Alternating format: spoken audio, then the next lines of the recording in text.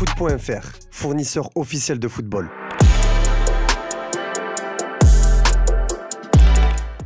Salut à toutes et à tous et bienvenue dans ce nouveau JT Foot Mercato. 2 jours après le sacre d'Ousmane Dembélé, on découvre petit à petit des anecdotes et informations croustillantes sur les coulisses de la soirée. Comme on vous l'a expliqué hier, le fait que Lamine Yamal n'ait pas remporté le Ballon d'Or a été choquant en Espagne. Au pays, tout le monde était convaincu qu'il allait remporter le Graal suprême. Son père Mounir Nasraoui ne décolère d'ailleurs toujours pas. Après avoir pris la parole pour afficher son mécontentement tout en insinuant un complot, l'équipe nous apprend que le père de la star du Barça s'est moqué du niveau de jeu affiché par Dembélé ces derniers mois au regard de celui de son fils. Heureusement, Lamine Yamal n'est pas aussi mauvais joueur, comme en témoigne son message sur Instagram félicitant Ousmane Dembélé. Le vainqueur du trophée Copa semble avoir déjà digéré la 2e place au Ballon d'Or. Selon El Chiringuito, le jeune espagnol l'a plutôt bien pris, plaisantant avec tout le monde lors du retour à Barcelone.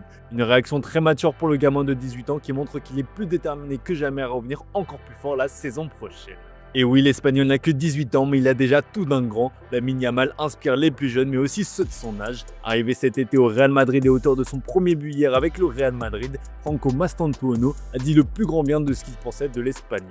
Je le félicite pour sa 2e place au Ballon d'Or, je pense que c'est un grand joueur. Évidemment, ce n'est pas à moi de le dire, j'essaie de ne me comparer à personne, mais plutôt de jouer pour mon équipe, car je crois que c'est ce qui mène finalement au succès individuel.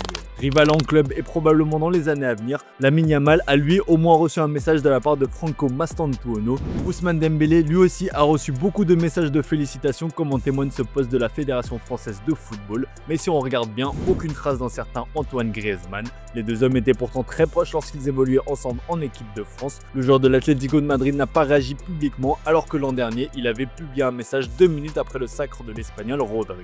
Une attitude qui interpelle notamment sur les réseaux sociaux où le Français est pourtant très actif. Son silence fait jaser, même si Antoine Griezmann a peut-être félicité Ousmane Dembélé en privé. L'intéressé semble toutefois vouloir garder sa ligne de conduite puisque sur Instagram, Griezmann ne suit plus aucun de ses anciens coéquipiers de l'équipe de France. On rappelle que lors de la retraite internationale de Griezmann, Ousmane Dembélé avait posté ce message touchant. Certains fans, comme vous pouvez le voir, ont reproché à Griezmann de ne pas lui avoir rendu l'appareil.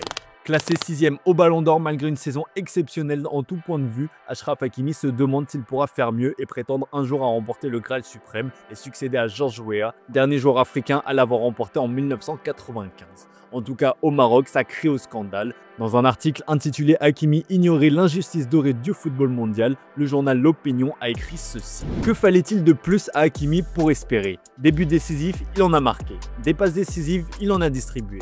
De l'endurance et de la régularité, il en a fait sa marque de fabrique. Dans un poste de latéral droit trop rarement valorisé, il a redéfini les standards modernes du football, mêlant rigueur défensive, puissance athlétique et projection offensive. Ses statistiques brutes plaidaient pour lui, ses performances penchaient pour lui, son aura sportive et humaine complétait l'argumentaire, et pourtant le vote a choisi de l'ignorer. Ce choix interroge, peut-on lire. De son côté, le journal Al-Muntakab estime qu'Hakimi a été sacrifié par le PSG, qui a clairement pris position en faveur d'Ousmane Dembélé pour éviter une dispersion des voix. Non, ce n'en était pas une surprise, bien plus c'était un choc, car Hakimi méritait d'être à égalité avec son coéquipier Ousmane Dembélé, pour qui le Paris Saint-Germain a commis l'impensable, et la presse française a tout fait pour le pousser à remporter ce prix, peut-on lire. Au pays, on craint que cette désillusion laisse de nombreuses cicatrices dans la mémoire du capitaine des Lions de l'Atlas, qui a dû ressentir un sentiment d'injustice. La presse marocaine voit même plus loin et s'inquiète déjà pour le Ballon d'Or africain. Achraf Hakimi, qui est annoncé comme le grand favori, pourrait être devancé par Mohamed Salah, qui a d'ailleurs terminé 4e, soit devant lui au classement Ballon d'Or France Foot. De quoi influencer les jurés? Réponse en fin d'année. Nouveau leader du championnat français après la défaite du Paris Saint-Germain dans le classique face à l'Olympique de Marseille, l'AS Monaco confirme qu'il faudra compter sur eux cette saison. Malgré la grosse défaite en Ligue des Champions, le club monégasque réalise un début de saison quasi parfait en championnat avec 4 victoires et 1 défaite. D'ailleurs, selon Opta, l'ASM est le 2e club derrière le PSG qui a le plus de chances de finir champion de France. Avec 20%, le club du Rocher devance le LOSC, Lyon ou encore Marseille. Et dire que l'AS Monaco n'a pas encore toutes ses forces vives à disposition, on pense forcément à Paul Pogba qui va prochainement faire son retour. Ansu Fati lui a redémarré et de bien belle manière avec déjà 3 buts en 2 matchs. L'international espagnol démontre déjà qu'il est capable de redevenir ce buteur redouté qu'il avait laissé entrevoir lors de ses débuts en Catalogne. S'il affiche publiquement son envie de retrouver le plaisir de jouer et la continuité qui lui manquait à Barcelone, le jeune attaquant s'est fixé un objectif bien plus concret selon le journal Sport.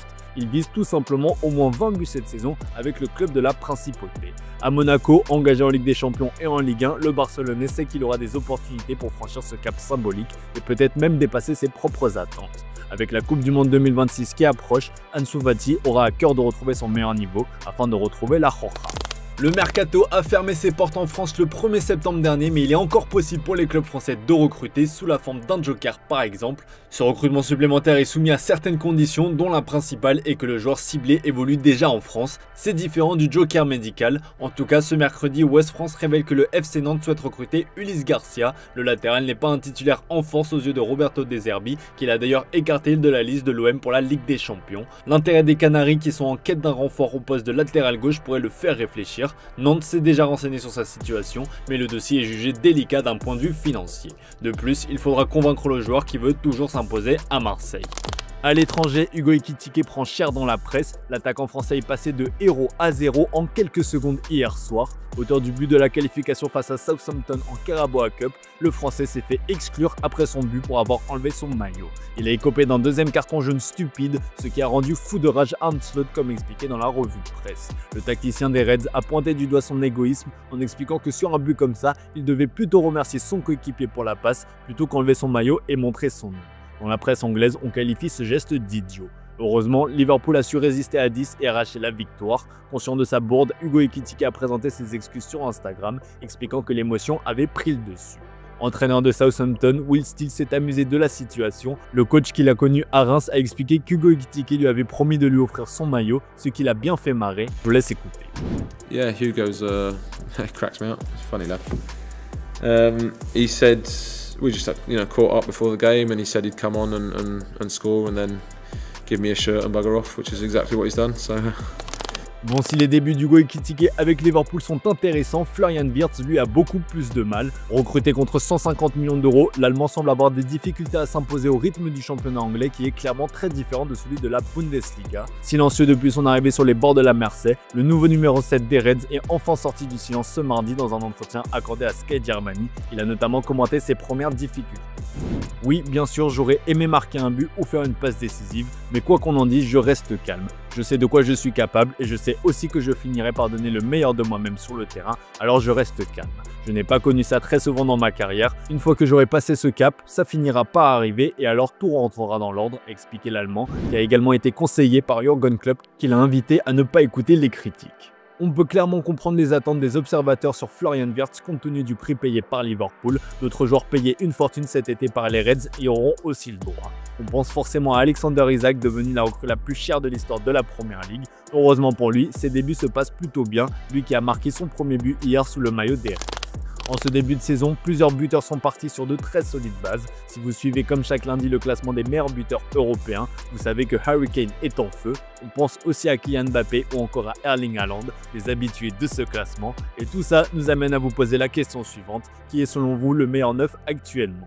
Et bien sûr, près de 7500 votants, vous êtes 50% à considérer le Kicks comme le meilleur dans le domaine actuellement. Entre Kane et Haaland, c'est très serré, ils se tirent la bourre. En MLS, Lionel Messi et son camp ont été visés par Mateusz Klich, milieu de terrain polonais qui n'apprécie visiblement guère l'Argentin. Le joueur de 35 ans a évolué en MLS durant 2 ans et demi à l'Atalanta United ou encore à DC United avant de rentrer au pays cet été à Cracovie. Le joueur n'a jamais évolué à l'Inter Miami mais visiblement il n'apprécie guère le club de Lionel Messi. Dans des propos relayés par le Daily Mail, Klich s'est lâché sur la franchise floridienne et sur le clan de la Puga. Je ne recommande pas Miami tant que Messi y est, c'est un désastre. Les gens partent, les entraîneurs et les kinésithérapeutes partent. Sur le plan organisationnel, c'est mauvais. C'est essentiellement le père de Messi qui dirige le club. Tout le monde parle espagnol et rien ne peut se faire sans leur consentement. Des propos visiblement gratuits de la part du joueur qui risque de s'attirer les foudres de l'Argentine. Allez, comme d'hab les amis, on se quitte avec l'image du jour. Ousmane Dembélé a fait son retour au campus PSG et a présenté le ballon d'or à ses coéquipiers. Ces derniers se sont montrés très taquins mais ont surtout tenu à féliciter le français. Je vous laisse voir ces très belles images. Bonne soirée à vous les amis, on se dit à demain pour de nouvelles vidéos sur Foot Mercato.